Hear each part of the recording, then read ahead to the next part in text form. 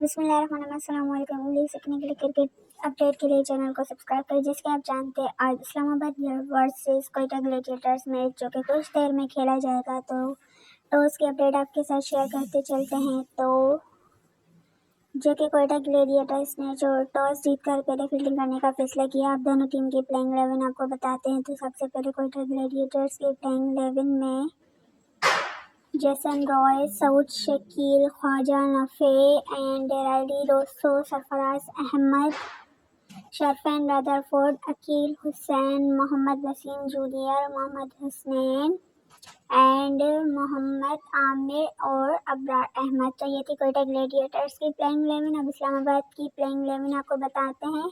Alex Hales, Colin Munro, Salman Ali Agha, Shadab Khan, Azam Khan जो कि, और उसके बाद है Jordan Cox and Imad Wasim, Faheem Ashraf, Naseem Shah, और आज नसीम शाह के भाई हुनैन शाह भी खेल रहे हैं, और रोमान रईस। तो ये थी इस्लामाबाद की प्लेइंग 11 और कोयटा ग्लेडिएटर्स की प्लेइंग 11।